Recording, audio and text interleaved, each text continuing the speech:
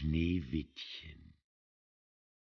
Es war einmal mitten im Winter, und die Schneeflocken fielen wie Federn vom Himmel herab.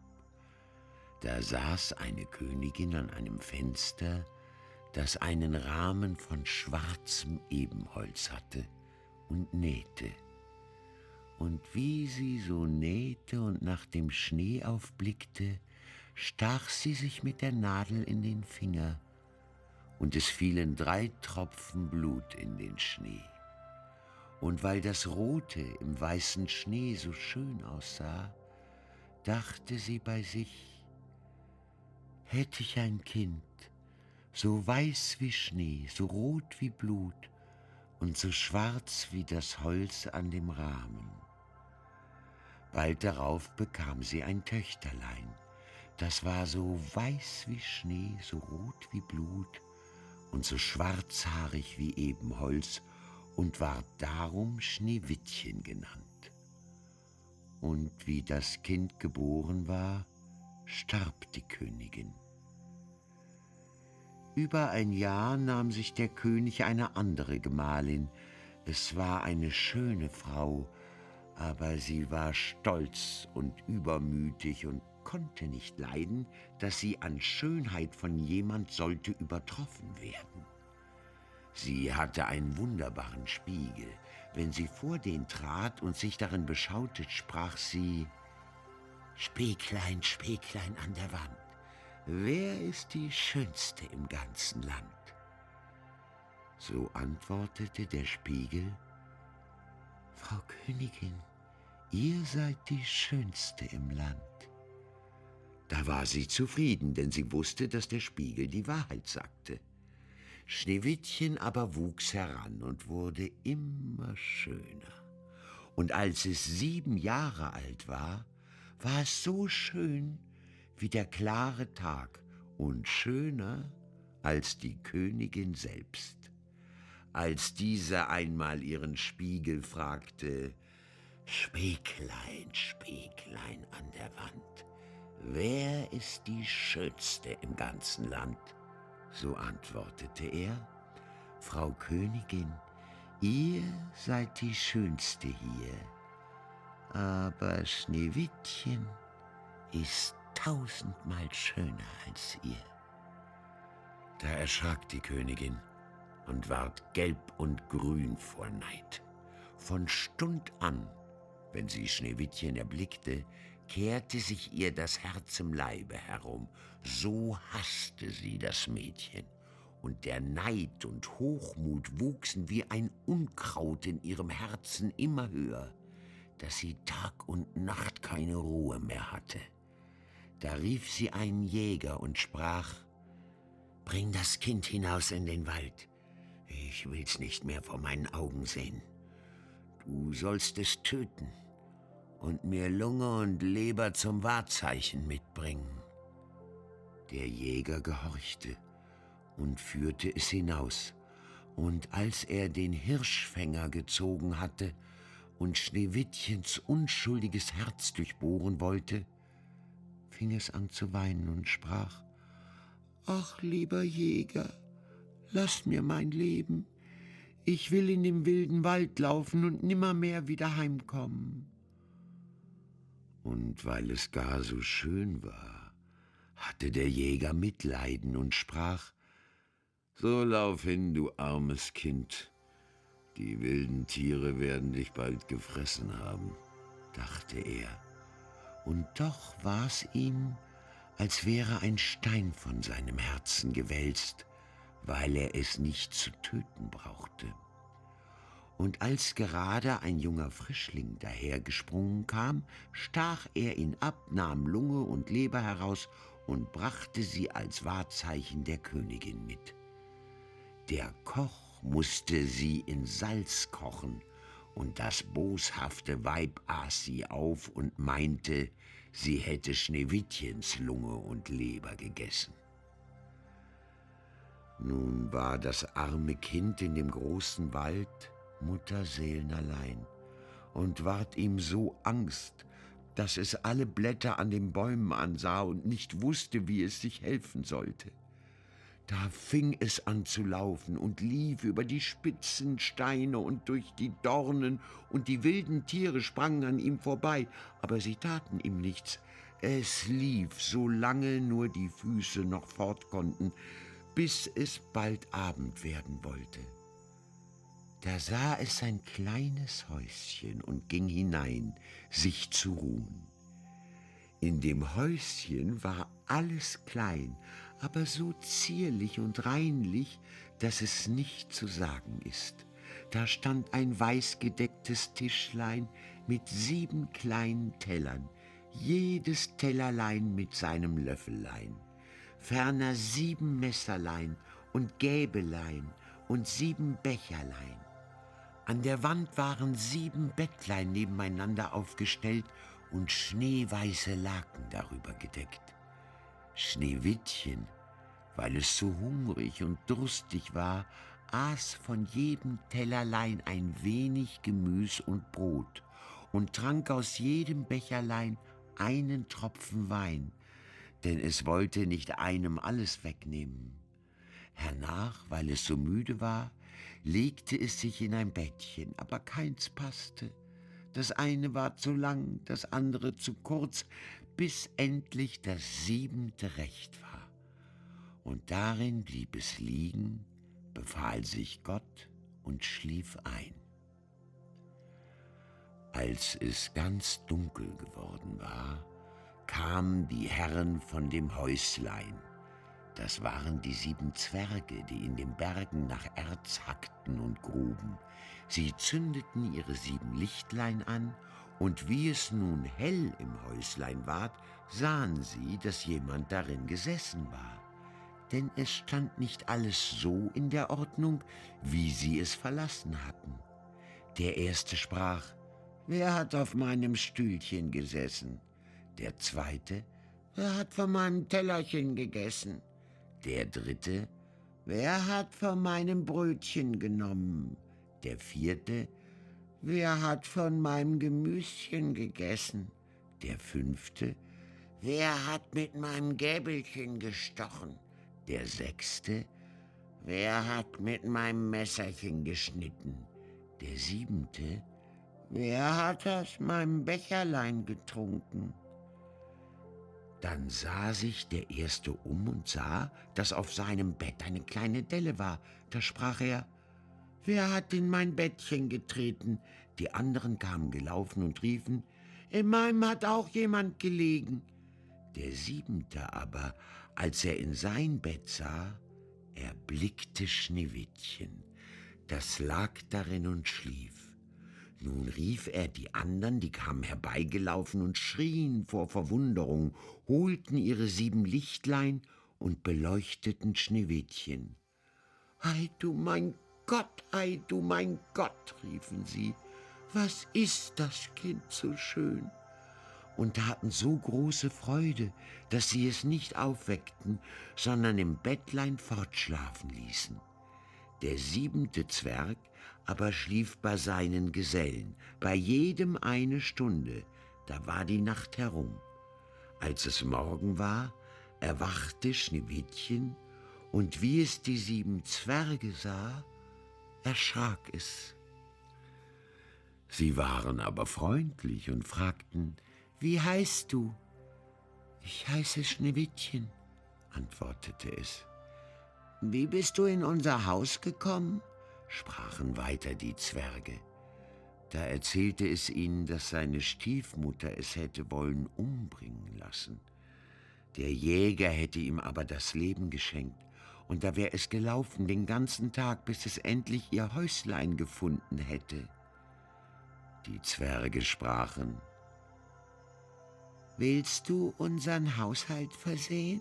Kochen, betten, waschen, nähen und stricken? Und willst du alles ordentlich und reinlich halten?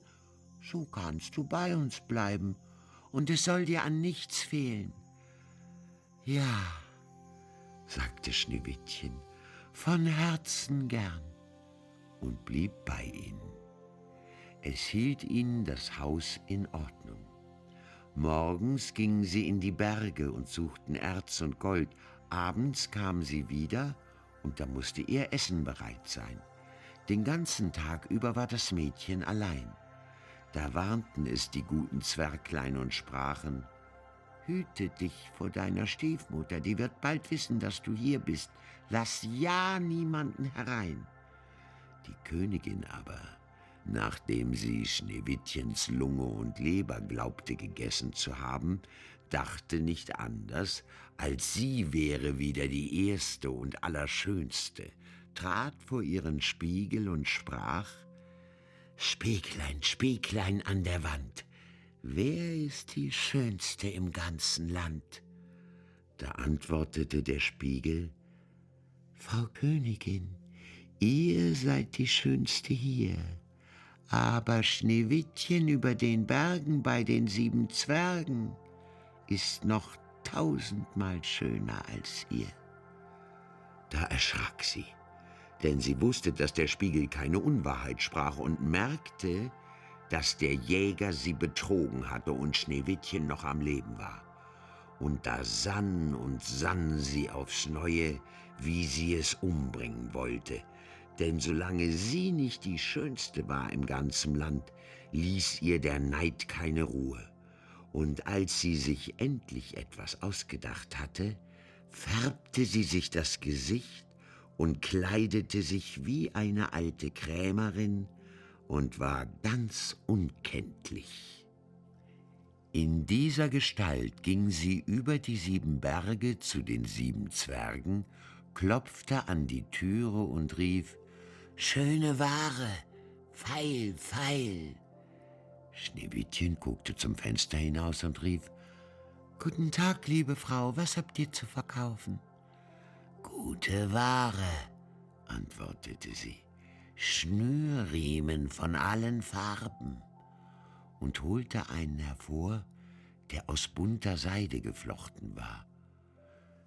»Die ehrliche Frau kann ich hereinlassen«, dachte Schneewittchen, riegelte die Türe auf und kaufte sich den hübschen Schnürriemen.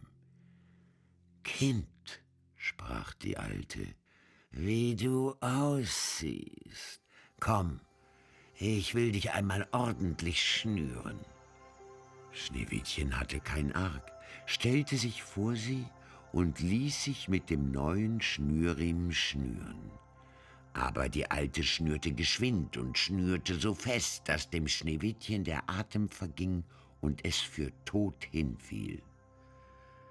»Nun bist du die Schönste gewesen«, sprach sie und eilte hinaus. Nicht lange darauf, zur Abendzeit, kamen die 7 Zwerge nach Haus. Aber wie erschraken sie, als sie ihr liebes Schneewittchen auf der Erde liegen sahen, und es regte und bewegte sich nicht, als wäre es tot. Sie hoben es in die Höhe, und weil sie sahen, dass es zu fest geschnürt war, schnitten sie den Schnürriemen entzwei. Da fing es an, ein wenig zu atmen und ward nach und nach wieder lebendig. Als die Zwerge hörten, was geschehen war, sprachen sie: »Die alte Krämerfrau war niemand als die gottlose Königin. Hüte dich und lass keinen Menschen herein, wenn wir nicht bei dir sind.« Das böse Weib aber, als es nach Haus gekommen war, ging vor den Spiegel und fragte: »Spieglein, Spieglein an der Wand, wer ist die Schönste im ganzen Land?« Da antwortete er wie sonst: »Frau Königin, ihr seid die Schönste hier, aber Schneewittchen über den Bergen bei den 7 Zwergen ist noch 1000-mal schöner als ihr.« Als sie das hörte, lief ihr alles Blut zum Herzen. So erschrak sie, denn sie sah wohl, dass Schneewittchen wieder lebendig geworden war. »Nun aber«, sprach sie, »will ich etwas aussinnen, das dich zugrunde richten soll.« Und mit Hexenkünsten, die sie verstand, machte sie einen giftigen Kamm. Dann verkleidete sie sich und nahm die Gestalt eines anderen alten Weibes an. So ging sie hin über die 7 Berge zu den 7 Zwergen, klopfte an die Türe und rief: »Gute Ware, feil, feil!« Schneewittchen schaute heraus und sprach: »Geht nur weiter, ich darf niemand hereinlassen.« »Das Ansehen wird dir doch erlaubt sein«, sprach die Alte, zog den giftigen Kamm heraus und hielt ihn in die Höhe. Da gefiel er dem Kinde so gut, dass es sich betören ließ und die Türe öffnete.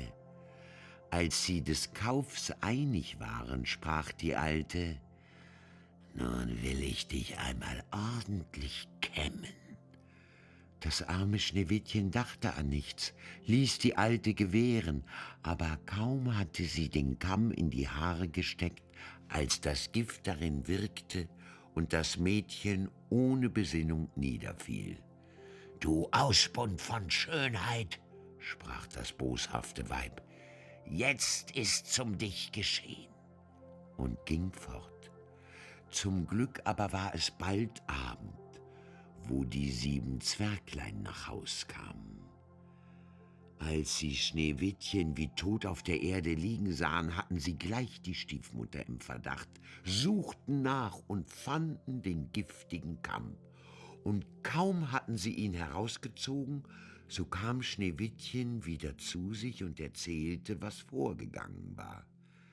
Da warnten sie es noch einmal, auf seiner Hut zu sein und niemand die Türe zu öffnen. Die Königin stellte sich daheim vor den Spiegel und sprach: »Spieglein, Spieglein an der Wand, wer ist die Schönste im ganzen Land?« Da antwortete er wie vorher: »Frau Königin, ihr seid die Schönste hier, aber Schneewittchen über den Bergen bei den 7 Zwergen ist noch 1000-mal schöner als ihr.« Als sie den Spiegel so reden hörte, zitterte und bebte sie vor Zorn. »Schneewittchen soll sterben«, rief sie, »und wenn es mein eigenes Leben kostet.« Darauf ging sie in eine ganz verborgene, einsame Kammer, wo niemand hinkam, und machte da einen giftigen Apfel. Äußerlich sah er schön aus, weiß mit roten Backen, dass jeder, der ihn erblickte, Lust danach bekam. Aber wer ein Stückchen davon aß, der musste sterben. Als der Apfel fertig war, färbte sie sich das Gesicht und verkleidete sich in eine Bauersfrau, und so ging sie über die 7 Berge zu den 7 Zwergen. Sie klopfte an. Schneewittchen streckte den Kopf zum Fenster heraus und sprach: »Ich darf keinen Menschen einlassen, die 7 Zwerge haben mir's verboten.« »Mir auch recht«, antwortete die Bäuerin. »Meine Äpfel will ich schon loswerden. Da, einen will ich dir schenken.« »Nein«, sprach Schneewittchen, »ich darf nichts annehmen.« »Fürchtest du dich vor Gift?«, sprach die Alte. »Siehst du, da schneide ich den Apfel in 2 Teile. Den roten Backen iss, den weißen will ich essen.« Der Apfel war aber so künstlich gemacht, dass der rote Backen allein vergiftet war. Schneewittchen lusterte den schönen Apfel an, und als es sah, dass die Bäuerin davon aß, so konnte es nicht länger widerstehen, streckte die Hand hinaus und nahm die giftige Hälfte. Kaum aber hatte es einen Bissen davon im Mund, so fiel es tot zur Erde nieder. Da betrachtete es die Königin mit grausigen Blicken und lachte überlaut und sprach: »Weiß wie Schnee, rot wie Blut, schwarz wie Ebenholz. Diesmal können dich die Zwerge nicht wieder erwecken. Und als sie daheim den Spiegel befragte: »Spieglein, Spieglein an der Wand, wer ist die Schönste im ganzen Land?« so antwortete er endlich: »Frau Königin, ihr seid die Schönste im Land.« Da hatte ihr neidisches Herz Ruhe, so gut ein neidisches Herz Ruhe haben kann. Die Zwerglein, wie sie abends nach Hause kamen, fanden Schneewittchen auf der Erde liegen, und es ging kein Atem mehr aus seinem Mund, und es war tot. Sie hoben es auf, suchten, ob sie was Giftiges fänden, schnürten es auf, kämmten ihm die Haare, wuschen es mit Wasser und Wein, aber es half alles nichts. Das liebe Kind war tot und blieb tot. Sie legten es auf eine Bahre und setzten sich alle siebene daran und beweinten es und weinten 3 Tage lang. Da wollten sie es begraben, aber es sah noch so frisch aus, wie ein lebender Mensch, und hatte noch seine schönen roten Backen. Sie sprachen: »Das können wir nicht in die schwarze Erde versenken«, und ließen einen durchsichtigen Sarg von Glas machen, dass man es von allen Seiten sehen konnte, legten es hinein und schrieben mit goldenen Buchstaben seinen Namen darauf und dass es eine Königstochter wäre. Dann setzten sie den Sarg hinaus auf den Berg, und einer von ihnen blieb immer dabei und bewachte ihn.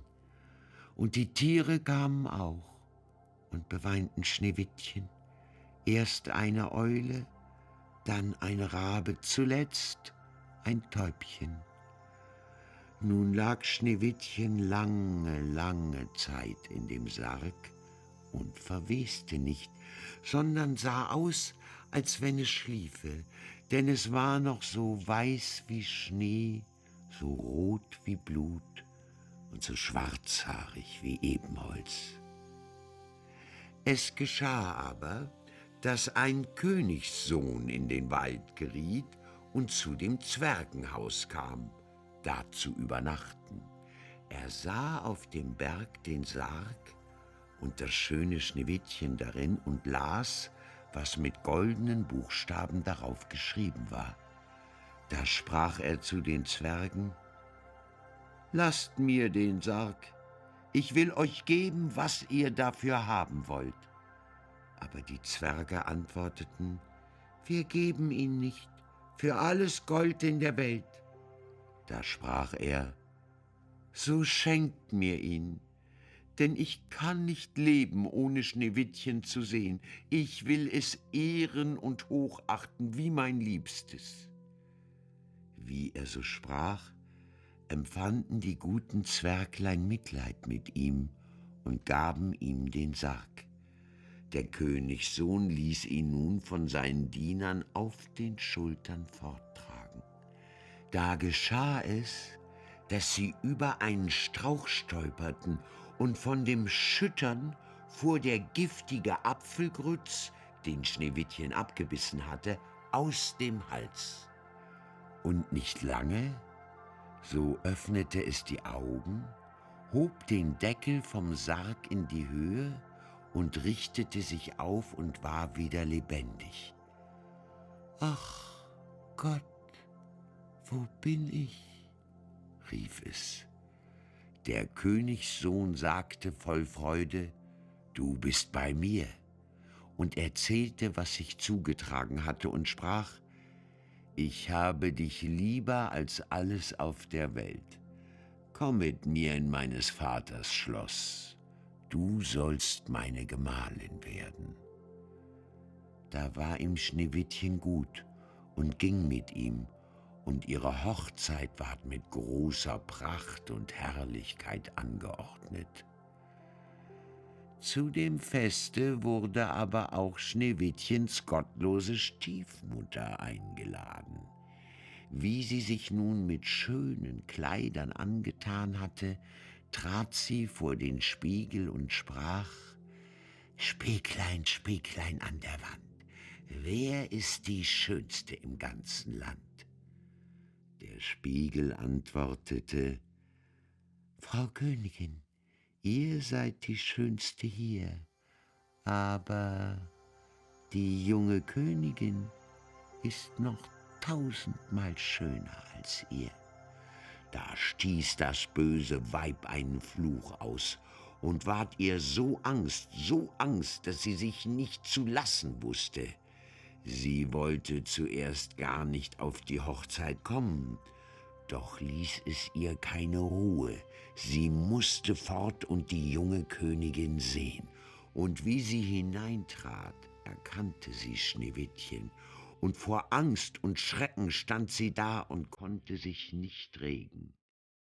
Aber es waren schon eiserne Pantoffel über Kohlenfeuer gestellt und wurden mit Zangen hereingetragen und vor sie hingestellt. Da musste sie in die rotglühenden Schuhe treten und so lange tanzen, bis sie tot zur Erde fiel.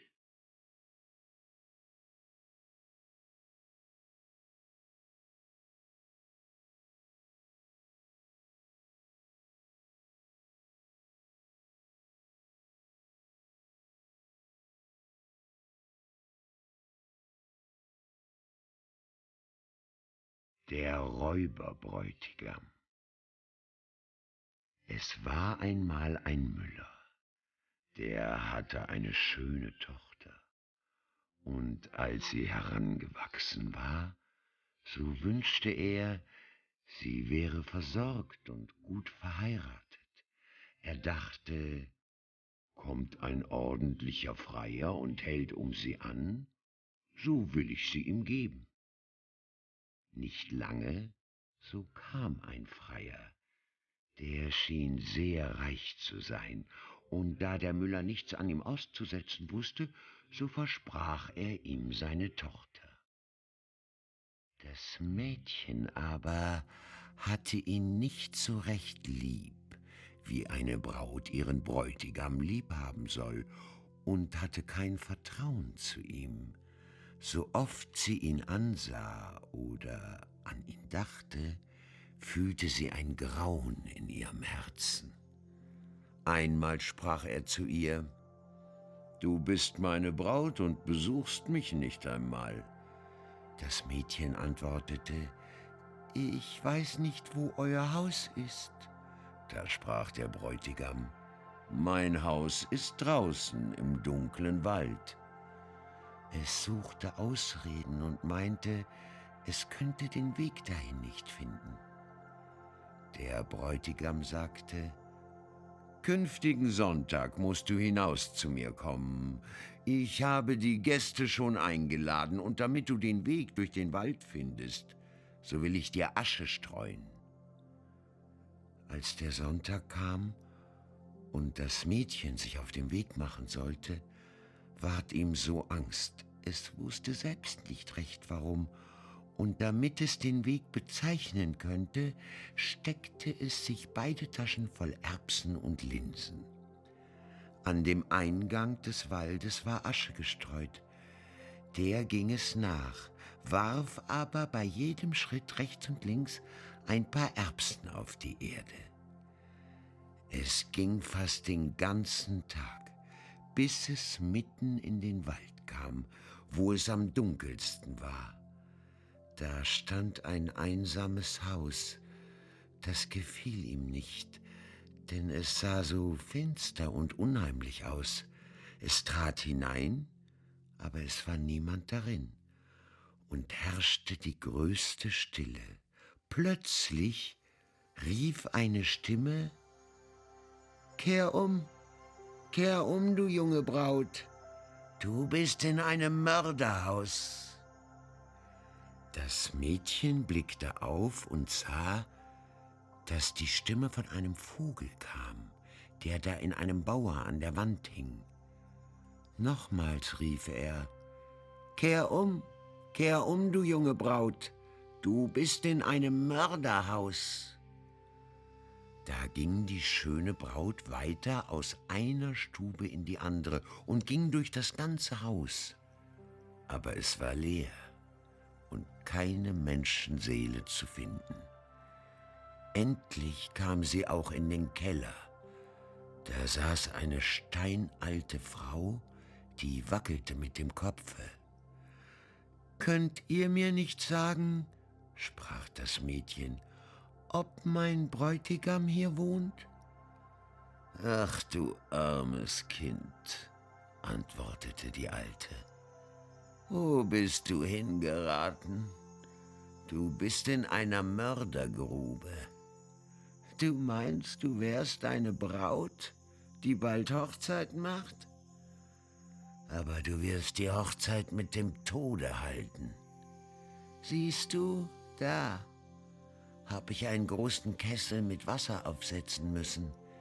Wenn sie dich in ihrer Gewalt haben, so zerhacken sie dich ohne Barmherzigkeit, kochen dich und essen dich, denn es sind Menschenfresser. Wenn ich nicht Mitleid mit dir habe und dich rette, so bist du verloren.« Darauf führte es die Alte hinter ein großes Fass, wo man es nicht sehen konnte. »Sei wie ein Mäuschen still«, sagte sie. »Rege dich nicht und bewege dich nicht, sonst ist's um dich geschehen. Nachts, wenn die Räuber schlafen, wollen wir entfliehen. Ich habe schon lange auf eine Gelegenheit gewartet.« Kaum war das geschehen, so kam die gottlose Rotte nach Hause. Sie brachten eine andere Jungfrau mitgeschleppt, waren trunken und hörten nicht auf ihr Schreien und Jammern. Sie gaben ihr Wein zu trinken, 3 Gläser voll, 1 Glas weißen, 1 Glas roten und 1 Glas gelben. Davon zersprang ihr das Herz. Darauf rissen sie ihr die feinen Kleider ab, legten sie auf den Tisch, zerhackten ihren schönen Leib in Stücke und streuten Salz darüber. Die arme Braut hinter dem Fass zitterte und bebte, denn sie sah wohl, was für ein Schicksal ihr die Räuber zugedacht hatten. Einer von ihnen bemerkte an dem kleinen Finger der Gemordeten einen goldenen Ring, und als er sich nicht gleich abziehen ließ, so nahm er ein Beil und hackte den Finger ab. Aber der Finger sprang in die Höhe, über das Fass hinweg und fiel der Braut gerade in den Schoß. Der Räuber nahm ein Licht und wollte ihn suchen, konnte ihn aber nicht finden. Da sprach ein anderer: »Hast du auch schon hinter dem großen Fasse gesucht?« Aber die Alte rief: »Kommt und esst und lasst das Suchen bis morgen. Der Finger läuft euch nicht fort.« Da sprachen die Räuber: »Die Alte hat recht«, ließen vom Suchen ab, setzten sich zum Essen, und die Alte tröpfelte ihnen einen Schlaftrunk in den Wein, dass sie sich bald in den Keller hinlegten, schliefen und schnarchten. Als die Braut das hörte, kam sie hinter dem Fass hervor und musste über die Schlafenden wegschreiten, die da reihenweise auf der Erde lagen, und hatte große Angst, sie möchte einen aufwecken.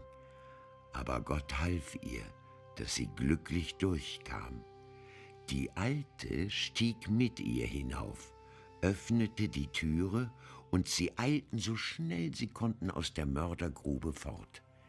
Die gestreute Asche hatte der Wind weggeweht, aber die Erbsen und Linsen hatten gekeimt und waren aufgegangen und zeigten im Mondschein den Weg.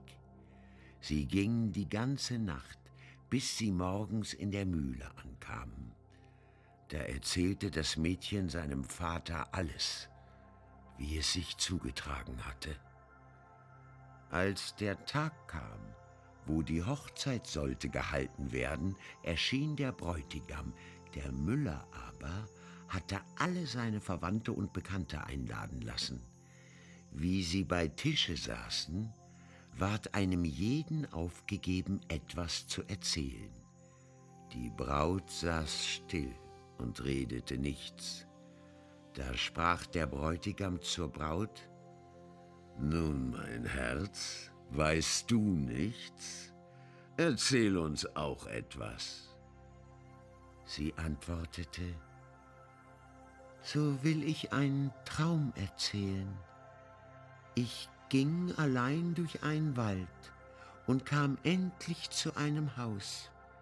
Da war keine Menschenseele darin, aber an der Wand war ein Vogel in einem Bauer, der rief: »Kehr um, du junge Braut, du bist in einem Mörderhaus.« Und rief es noch einmal. Mein Schatz, das träumte mir nur. Da ging ich durch alle Stuben und alle waren leer, und es war so unheimlich darin. Ich stieg endlich hinab in den Keller, da saß eine steinalte Frau darin, die wackelte mit dem Kopfe. Ich fragte sie: »Wohnt mein Bräutigam in diesem Haus?« Sie antwortete: »Ach, du armes Kind, du bist in eine Mördergrube geraten. Dein Bräutigam wohnt hier, aber er will dich zerhacken und töten und will dich dann kochen und essen. Mein Schatz, das träumte mir nur.« Aber die alte Frau versteckte mich hinter ein großes Fass, und kaum war ich da verborgen, so kamen die Räuber heim und schleppten eine Jungfrau mit sich. Der gaben sie dreierlei Wein zu trinken, weißen, roten und gelben. Davon zersprang ihr das Herz. Mein Schatz, das träumte mir nur. Und einer von den Räubern sah, dass an dem Goldfinger noch ein Ring steckte. Und weil er schwer abzuziehen war, so nahm er ein Beil und hieb ihn ab. Aber der Finger sprang in die Höhe und sprang hinter das große Fass und fiel mir in den Schoß. Und da ist der Finger mit dem Ring. Bei diesen Worten zog sie ihn hervor und zeigte ihn den Anwesenden. Der Räuber, der bei der Erzählung ganz kreideweiß geworden war, sprang auf und wollte entfliehen, aber die Gäste hielten ihn fest und überlieferten ihn den Gerichten. Da ward er und seine ganze Bande für ihre Schandtaten gerichtet.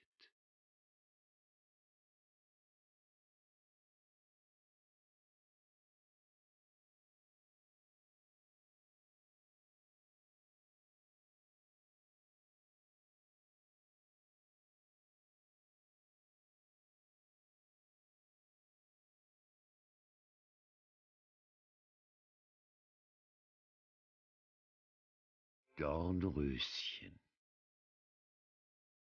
Vor Zeiten war ein König und eine Königin, die sprachen jeden Tag: »Ach, wenn wir doch ein Kind hätten«, und kriegten immer keins. Da trug sich zu, als die Königin einmal im Bade saß, dass ein Frosch aus dem Wasser ans Land kroch und zu ihr sprach: »Dein Wunsch wird erfüllt werden. Ehe ein Jahr vergeht, wirst du eine Tochter zur Welt bringen.« Was der Frosch gesagt hatte, das geschah. Und die Königin gebar ein Mädchen, das war so schön, dass der König vor Freude sich nicht zu lassen wusste und ein großes Fest anstellte. Er ladete nicht bloß seine Verwandte, Freunde und Bekannte, sondern auch die weisen Frauen dazu ein, damit sie dem Kind hold und gewogen wären. Es waren ihrer 13 in seinem Reiche. Weil er aber nur 12 goldene Teller hatte, von welchen sie essen sollten, so musste eine von ihnen daheim bleiben. Das Fest ward mit aller Pracht gefeiert, und als es zu Ende war, beschenkten die weisen Frauen das Kind mit ihren Wundergaben, die eine mit Tugend, die andere mit Schönheit, die dritte mit Reichtum und so mit allem, was auf der Welt zu wünschen ist. Als 11 ihre Sprüche eben getan hatten, trat plötzlich die 13. herein. Sie wollte sich dafür rächen, dass sie nicht eingeladen war, und ohne jemand zu grüßen oder nur anzusehen, rief sie mit lauter Stimme: »Die Königstochter soll sich in ihrem 15. Jahr an einer Spindel stechen und tot hinfallen.« Und ohne ein Wort weiter zu sprechen, kehrte sie sich um und verließ den Saal. Alle waren erschrocken. Da trat die 12.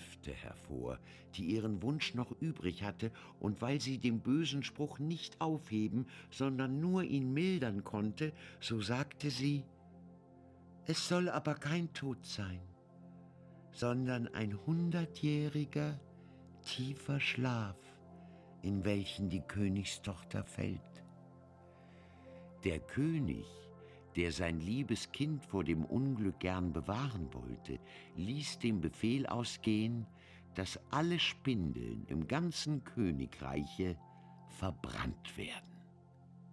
An dem Mädchen aber wurden die Gaben der weisen Frauen sämtlich erfüllt, denn es war so schön, sittsam, freundlich und verständig, dass es jedermann, der es ansah, lieb haben musste. Es geschah, dass an dem Tage, wo es gerade 15 Jahre alt ward, der König und die Königin nicht zu Haus waren und das Mädchen ganz allein im Schloss zurückblieb. Da ging es allerorten herum, besah Stuben und Kammern, wie es Lust hatte, und kam endlich auch an einen alten Turm. Es stieg die enge Wendeltreppe hinauf und gelangte zu einer kleinen Türe. In dem Schloss steckte ein verrosteter Schlüssel, und als es umdrehte, sprang die Türe auf, und saß da in einem kleinen Stübchen eine alte Frau mit einer Spindel und spann emsig ihren Flachs. »Guten Tag, du altes Mütterchen«, sprach die Königstochter. »Was machst du da?« »Ich spinne«, sagte die Alte und nickte mit dem Kopf. »Was ist das für ein Ding, das so lustig herumspringt?«, sprach das Mädchen, nahm die Spindel und wollte auch spinnen. Kaum hatte sie aber die Spindel angerührt, so ging der Zauberspruch in Erfüllung, und sie stach sich damit in den Finger. In dem Augenblick aber, wo sie den Stich empfand, fiel sie auf das Bett nieder, das da stand, und lag in einem tiefen Schlaf. Und dieser Schlaf verbreitete sich über das ganze Schloss. Der König und die Königin, die eben heimgekommen waren und in den Saal getreten waren, fingen an einzuschlafen, und der ganze Hofstaat mit ihnen. Da schliefen auch die Pferde im Stall, die Hunde im Hofe, die Tauben auf dem Dache, die Fliegen an der Wand, ja, das Feuer, das auf dem Herde flackerte, ward still und schlief ein. Und der Braten hörte auf zu brutzeln, und der Koch, der den Küchenjungen, weil er etwas versehen hatte, in den Haaren ziehen wollte, ließ ihn los und schlief. Und der Wind legte sich, und auf den Bäumen vor dem Schloss regte sich kein Blättchen mehr. Rings um das Schloss aber begann eine Dornenhecke zu wachsen, die jedes Jahr höher ward und endlich das ganze Schloss umzog und darüber hinaus wuchs, dass gar nichts davon zu sehen war, selbst nicht die Fahne auf dem Dach. Es ging aber die Sage in dem Land von dem schönen, schlafenden Dornröschen, denn so ward die Königstochter genannt, also dass von Zeit zu Zeit Königssöhne kamen und durch die Hecke in das Schloss dringen wollten. Es war ihnen aber nicht möglich, denn die Dornen, als hätten sie Hände, hielten fest zusammen, und die Jünglinge blieben darin hängen, konnten sich nicht wieder losmachen und starben eines jämmerlichen Todes. Nach langen Jahren kam wieder einmal ein Königssohn in das Land und hörte, wie ein alter Mann von der Dornenhecke erzählte. Es sollte ein Schloss dahinter stehen, in welchem eine wunderschöne Königstochter, Dornröschen genannt, schon seit 100 Jahren schliefe, und mit ihr der König und die Königin und der ganze Hofstaat. Er wusste auch von seinem Großvater, dass schon viele Königssöhne gekommen wären und versucht hätten, durch die Dornenhecke zu dringen, aber sie wären darin hängen geblieben und eines traurigen Todes gestorben. Da sprach der Jüngling: »Ich fürchte mich nicht, ich will hinaus und das schöne Dornröschen sehen.« Der gute Alte mochte ihm abraten, wie er wollte. Er hörte nicht auf seine Worte. Nun waren aber gerade die 100 Jahre verflossen, und der Tag war gekommen, wo Dornröschen wieder erwachen sollte. Als der Königssohn sich der Dornenhecke näherte, waren es lauter große, schöne Blumen. Die taten sich von selbst auseinander und ließen ihn unbeschädigt hindurch, und hinter ihm taten sie sich wieder als Hecke zusammen. Im Schlosshof sah er die Pferde und die scheckigen Jagdhunde liegen und schlafen. Auf dem Dach saßen die Tauben und hatten das Köpfchen unter den Flügel gesteckt. Und als er ins Haus kam, schliefen die Fliegen an der Wand. Der Koch in der Küche hielt noch die Hand, als wollte er den Jungen anpacken, und die Magd saß vor dem schwarzen Huhn, das sollte gerupft werden. Da ging er weiter und sah im Saale den ganzen Hofstaat liegen und schlafen. Und oben bei dem Throne lag der König und die Königin. Da ging er noch weiter, und alles war so still, dass einer seinen Atem hören konnte.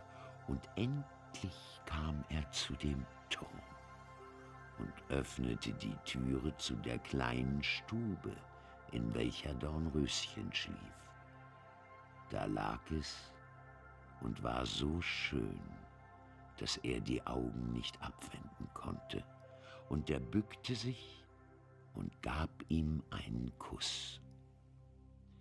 Wie er es mit dem Kuss berührt hatte, schlug Dornröschen die Augen auf, erwachte und blickte ihn ganz freundlich an.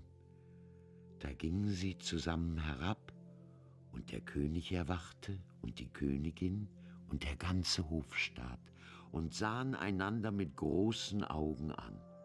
Und die Pferde im Hof standen auf und rüttelten sich, die Jagdhunde sprangen und wedelten, die Tauben auf dem Dache zogen das Köpfchen unterm Flügel hervor, sahen umher und flogen ins Feld. Die Fliegen an den Wänden krochen weiter. Das Feuer in der Küche erhob sich, flackerte und kochte das Essen. Der Braten fing wieder an zu brutzeln, und der Koch gab dem Jungen eine Ohrfeige, dass er schrie, und die Magd rupfte das Huhn fertig.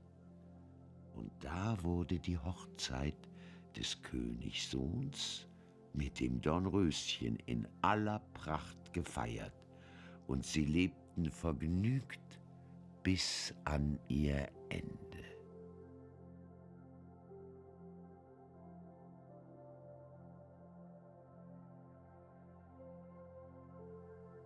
Fundevogel. Es war einmal ein Förster, der ging in den Wald auf die Jagd, und wie er in den Wald kam, hörte er schreien, als ob's ein kleines Kind wäre. Er ging dem Schreien nach und kam endlich zu einem hohen Baum, und oben darauf saß ein kleines Kind. Es war aber die Mutter mit dem Kinde unter dem Baum eingeschlafen, und ein Raubvogel hatte das Kind in ihrem Schoße gesehen. Da war er hinzugeflogen, hatte es mit seinem Schnabel weggenommen und auf den hohen Baum gesetzt. Der Förster stieg hinauf, holte das Kind herunter und dachte: »Du willst das Kind mit nach Haus nehmen und mit deinem Lenchen zusammen aufziehen.« Er brachte es also heim, und die zwei Kinder wuchsen miteinander auf. Das aber, das auf dem Baum gefunden worden war, und weil es ein Vogel weggetragen hatte, wurde Fundevogel geheißen. Fundevogel und Lenchen hatten sich so lieb, nein, so lieb, dass, wenn eins das andere nicht sah, ward es traurig. Der Förster hatte aber eine alte Köchin, die nahm eines Abends 2 Eimer und fing an, Wasser zu schleppen, und ging nicht einmal, sondern vielemal hinaus an den Brunnen. Lenchen sah es und sprach: »Hör einmal, alte Sanne, was trägst du denn so viel Wasser zu?« »Wenn du's keinem Menschen wieder sagen willst, so will ich dir's wohl sagen.« Da sagte Lenchen nein, sie wollte es keinem Menschen wieder sagen. So sprach die Köchin: »Morgen früh, wenn der Förster auf die Jagd ist, da koche ich das Wasser, und wenn's im Kessel siedet, werfe ich den Fundevogel hinein und will ihn darin kochen.« Des andern Morgens in aller Frühe stieg der Förster auf und ging auf die Jagd. Und als er weg war, lagen die Kinder noch im Bett. Da sprach Lenchen zum Fundevogel: »Verlässt du mich nicht, so verlass ich dich auch nicht.« So sprach der Fundevogel: »Nun und nimmermehr.« Da sprach Lenchen: »Ich will es dir nur sagen, die alte Sanne schleppte gestern Abend so viel Eimer Wasser ins Haus. Da fragte ich sie, warum sie das täte. So sagte sie, wenn ich es keinem Menschen sagen wollte, so wollte sie es mir wohl sagen. Sprach ich wollte es gewiss keinem Menschen sagen. Da sagte sie, morgen früh, wenn der Vater auf die Jagd wäre, wollte sie den Kessel voll Wasser sieden, dich hineinwerfen und kochen. Wir wollen aber geschwind aufstehen, uns anziehen und zusammen fortgehen.« Also standen die beiden Kinder auf, zogen sich geschwind an und gingen fort. Wie nun das Wasser im Kessel kochte, ging die Köchin in die Schlafkammer, wollte den Fundevogel holen und ihn hineinwerfen. Aber als sie hineinkam und zu den Betten trat, waren die Kinder alle beide fort. Da wurde ihr grausam Angst, und sie sprach vor sich: »Was will ich nun sagen, wenn der Förster heimkommt und sieht, dass die Kinder weg sind?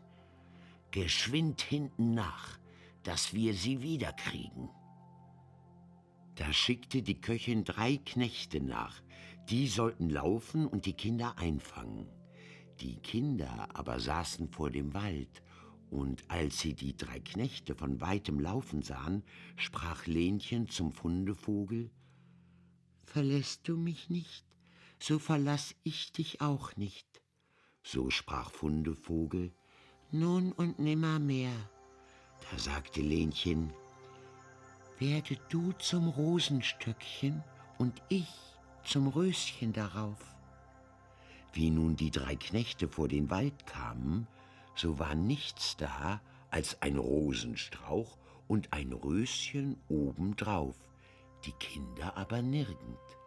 Da sprachen sie: »Hier ist nichts zu machen«, und gingen heim und sagten der Köchin, sie hätten nichts in der Welt gesehen als nur ein Rosenstöckchen und ein Röschen oben darauf.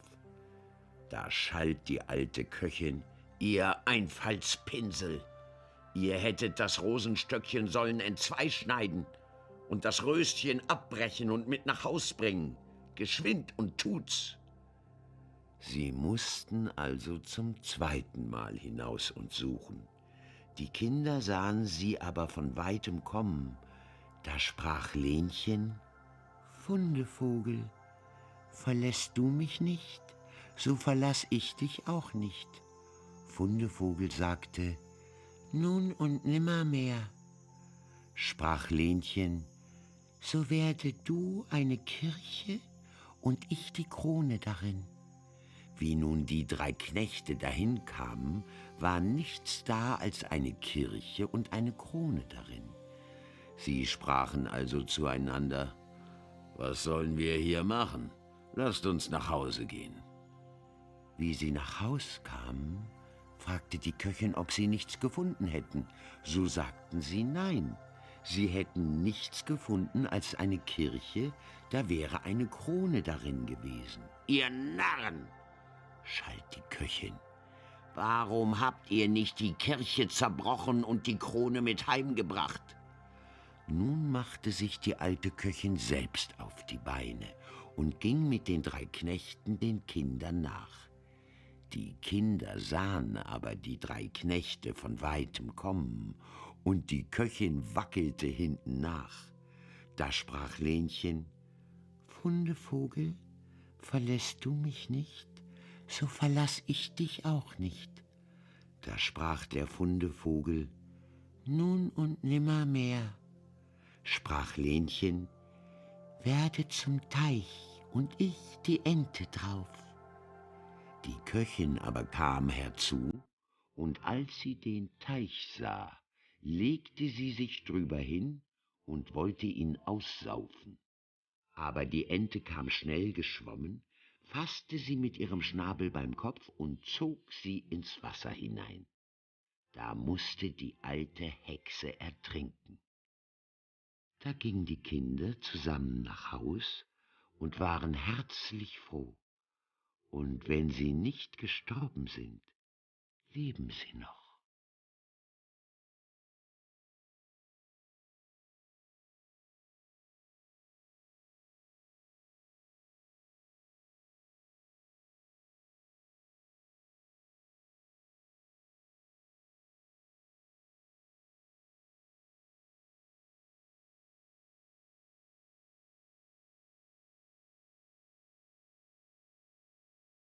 Schneewittchen.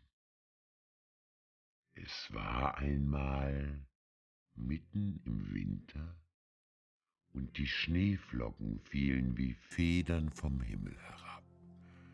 Da saß eine Königin an einem Fenster, das einen Rahmen von schwarzem Ebenholz hatte, und nähte. Und wie sie so nähte und nach dem Schnee aufblickte, stach sie sich mit der Nadel in den Finger, und es fielen 3 Tropfen Blut in den Schnee. Und weil das Rote im weißen Schnee so schön aussah, dachte sie bei sich: Hätte ich ein Kind, so weiß wie Schnee, so rot wie Blut und so schwarz wie das Holz an dem Rahmen. Bald darauf bekam sie ein Töchterlein, das war so weiß wie Schnee, so rot wie Blut und so schwarzhaarig wie Ebenholz und ward darum Schneewittchen genannt. Und wie das Kind geboren war, starb die Königin. Über ein Jahr nahm sich der König eine andere Gemahlin.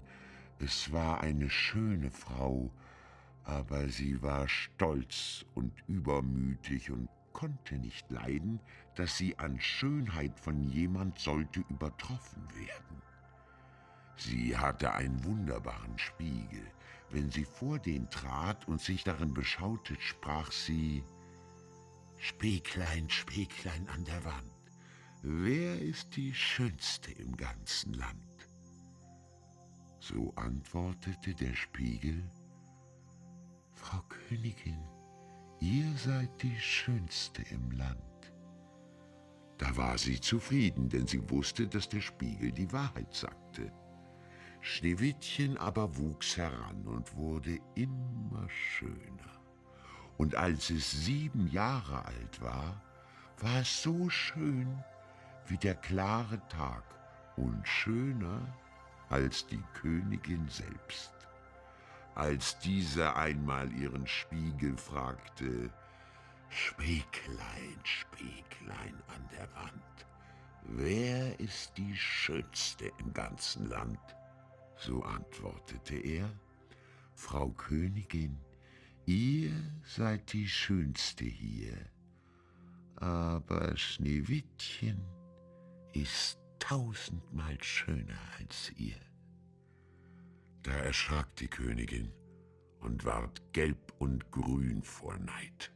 Von Stund an, wenn sie Schneewittchen erblickte, kehrte sich ihr das Herz im Leibe herum, so hasste sie das Mädchen. Und der Neid und Hochmut wuchsen wie ein Unkraut in ihrem Herzen immer höher, dass sie Tag und Nacht keine Ruhe mehr hatte. Da rief sie einen Jäger und sprach: »Bring das Kind hinaus in den Wald, ich will's nicht mehr vor meinen Augen sehen. Du sollst es töten und mir Lunge und Leber zum Wahrzeichen mitbringen.« Der Jäger gehorchte und führte es hinaus, und als er den Hirschfänger gezogen hatte und Schneewittchens unschuldiges Herz durchbohren wollte, fing es an zu weinen und sprach: »Ach, lieber Jäger, lass mir mein Leben. Ich will in den wilden Wald laufen und nimmermehr wieder heimkommen.« Und weil es gar so schön war, hatte der Jäger Mitleiden und sprach: »So lauf hin, du armes Kind. Die wilden Tiere werden dich bald gefressen haben«, dachte er. Und doch war's ihm, als wäre ein Stein von seinem Herzen gewälzt, weil er es nicht zu töten brauchte. Und als gerade ein junger Frischling dahergesprungen kam, stach er ihn ab, nahm Lunge und Leber heraus und brachte sie als Wahrzeichen der Königin mit. Der Koch musste sie in Salz kochen, und das boshafte Weib aß sie auf und meinte, sie hätte Schneewittchens Lunge und Leber gegessen. Nun war das arme Kind in dem großen Wald mutterseelenallein und ward ihm so Angst, dass es alle Blätter an den Bäumen ansah und nicht wusste, wie es sich helfen sollte. Da fing es an zu laufen und lief über die spitzen Steine und durch die Dornen, und die wilden Tiere sprangen an ihm vorbei, aber sie taten ihm nichts. Es lief, solange nur die Füße noch fort konnten, bis es bald Abend werden wollte. Da sah es ein kleines Häuschen und ging hinein, sich zu ruhen. In dem Häuschen war alles klein, aber so zierlich und reinlich, dass es nicht zu sagen ist. Da stand ein weißgedecktes Tischlein mit 7 kleinen Tellern, jedes Tellerlein mit seinem Löffelein, ferner 7 Messerlein und Gäbelein und 7 Becherlein. An der Wand waren 7 Bettlein nebeneinander aufgestellt und schneeweiße Laken darüber gedeckt. Schneewittchen weil es so hungrig und durstig war, aß von jedem Tellerlein ein wenig Gemüs und Brot und trank aus jedem Becherlein einen Tropfen Wein, denn es wollte nicht einem alles wegnehmen. Hernach, weil es so müde war, legte es sich in ein Bettchen, aber keins passte. Das eine war zu lang, das andere zu kurz, bis endlich das siebente recht war. Und darin blieb es liegen, befahl sich Gott und schlief ein. Als es ganz dunkel geworden war, kamen die Herren von dem Häuslein. Das waren die 7 Zwerge, die in den Bergen nach Erz hackten und gruben. Sie zündeten ihre 7 Lichtlein an, und wie es nun hell im Häuslein ward, sahen sie, dass jemand darin gesessen war.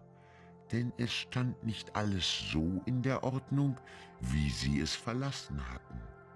Der Erste sprach: »Wer hat auf meinem Stühlchen gesessen?« Der Zweite: »Wer hat von meinem Tellerchen gegessen?« Der Dritte: »Wer hat von meinem Brötchen genommen?« Der Vierte: »Wer hat von meinem Gemüschen gegessen?« Der Fünfte: »Wer hat mit meinem Gäbelchen gestochen?« Der Sechste: »Wer hat mit meinem Messerchen geschnitten?« Der Siebente: »Wer hat aus meinem Becherlein getrunken?« Dann sah sich der Erste und sah, dass auf seinem Bett eine kleine Delle war.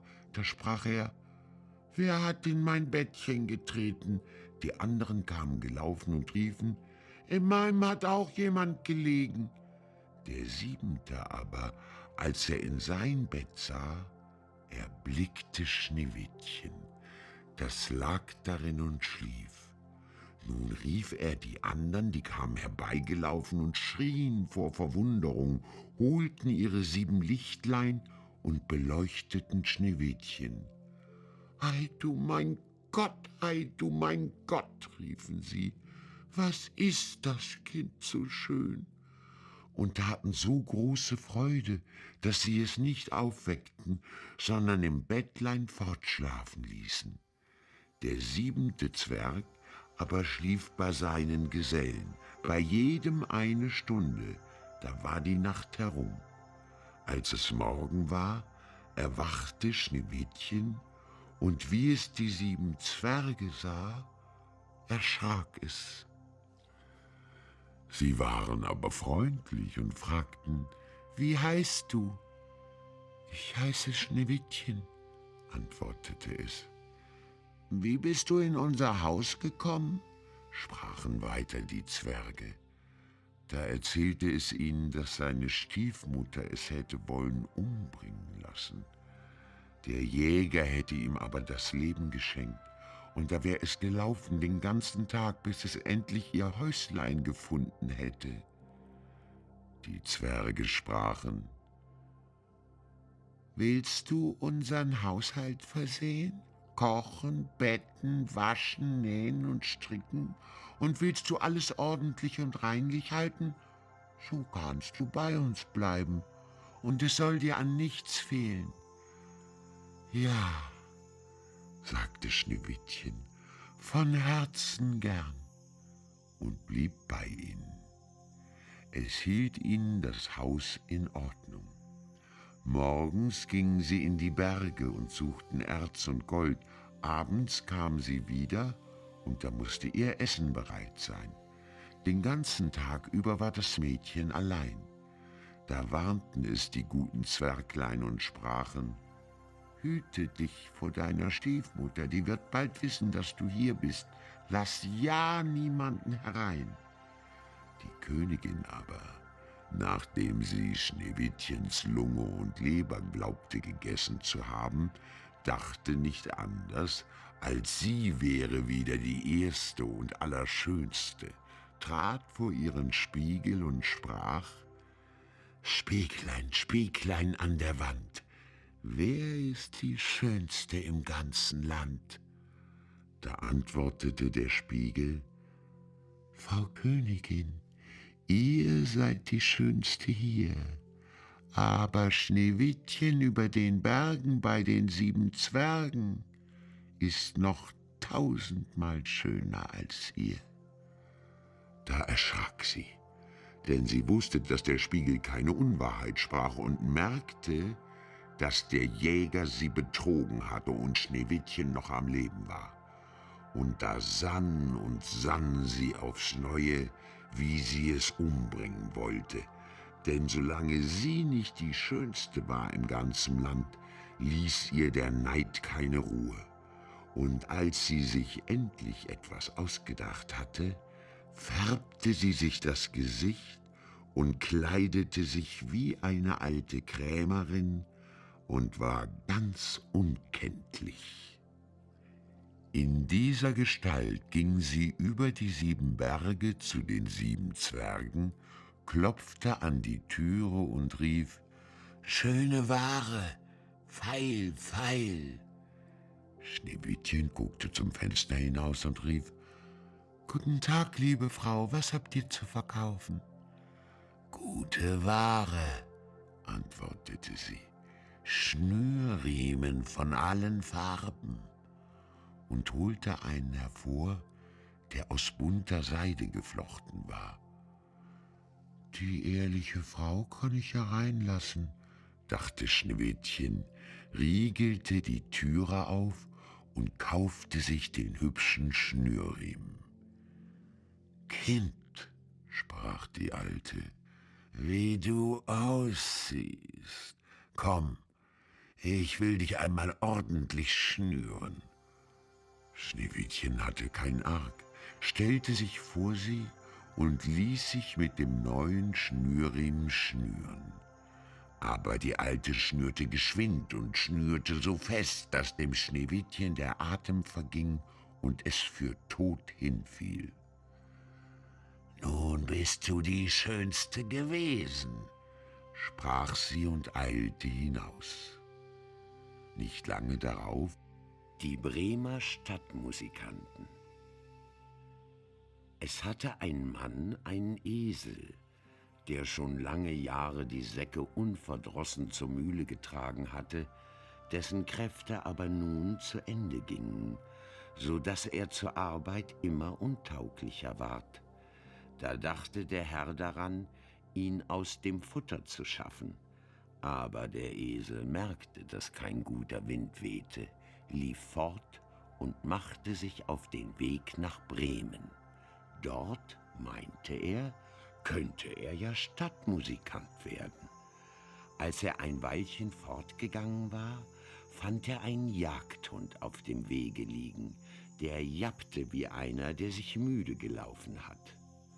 »Nun, was jappst du so, Packan?« fragte der Esel. »Ach«, sagte der Hund, »weil ich alt bin und jeden Tag schwächer werde, auch auf der Jagd nicht mehr fort kann, hat mich mein Herr wollen totschlagen. Da hab ich Reißaus genommen, aber womit soll ich nun mein Brot verdienen?« »Weißt du was?«, sprach der Esel, »ich gehe nach Bremen und werde dort Stadtmusikant. Geh mit und lass dich auch bei der Musik annehmen. Ich spiele die Laute und du schlägst die Pauken.« Der Hund war's zufrieden, und sie gingen weiter. Es dauerte nicht lange, so saß da eine Katze an dem Weg und macht ein Gesicht wie 3 Tage Regenwetter.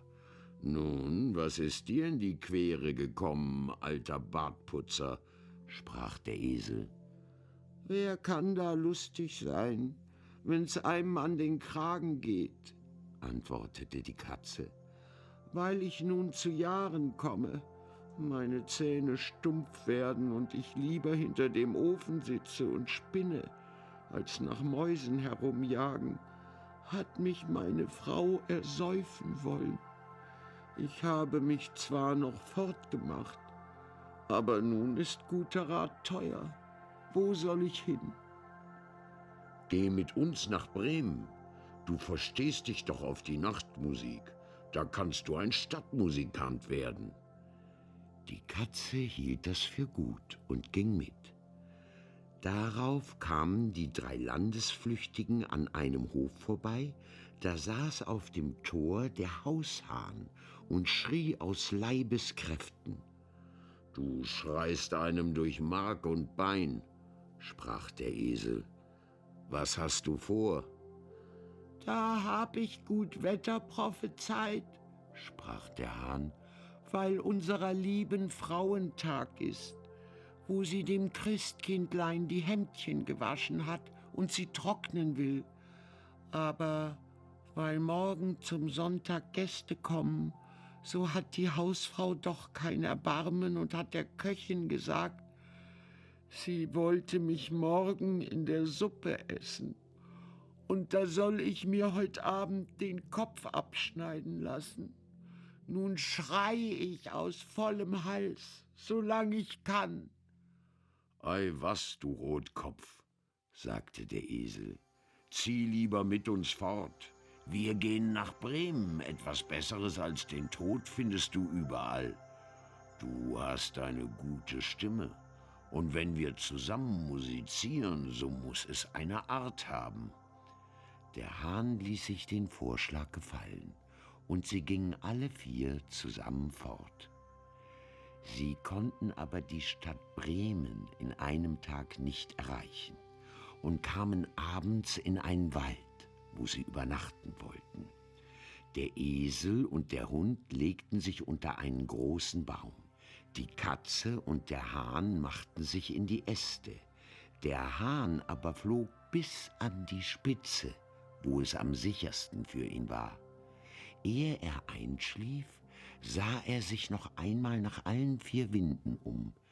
Da däuchte ihn, er sähe in der Ferne ein Fünkchen brennen und rief seinen Gesellen zu, es müsste nicht gar weit ein Haus sein, denn es scheine ein Licht. Sprach der Esel, »So müssen wir uns aufmachen und noch hingehen, denn hier ist die Herberge schlecht.« Der Hund meinte, »Ein paar Knochen und etwas Fleisch dran täten ihm auch gut.« Also machten sie sich auf den Weg nach der Gegend, wo das Licht war, und sahen es bald heller schimmern, und es ward immer größer, bis sie vor ein helles, erleuchtetes Räuberhaus kamen. Der Esel, als der Größte, näherte sich dem Fenster und schaute hinein. »Was siehst du, Grauschimmel?« fragte der Hahn. »Was ich sehe«, antwortete der Esel, »einen gedeckten Tisch mit schönem Essen und Trinken, und Räuber sitzen daran und lassen sich's wohl sein.« »Das wäre was für uns«, sprach der Hahn. »Ja, ja, ach, wären wir da«, sagte der Esel. Da ratschlagten die Tiere, wie sie es anfangen müssten, um die Räuber hinauszujagen, und fanden endlich ein Mittel. Der Esel musste sich mit den Vorderfüßen auf das Fenster stellen, der Hund auf des Esels Rücken springen, die Katze auf den Hund klettern, und endlich flog der Hahn hinauf und setzte sich der Katze auf den Kopf. Wie das geschehen war, fingen sie auf ein Zeichen insgesamt an, ihre Musik zu machen. Der Esel schrie, der Hund bellte, die Katze miaute und der Hahn krähte.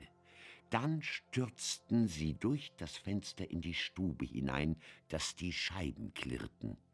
Die Räuber fuhren bei dem entsetzlichen Geschrei in die Höhe, meinten nicht anders, als ein Gespenst käme herein und flohen in größter Furcht in den Wald hinaus.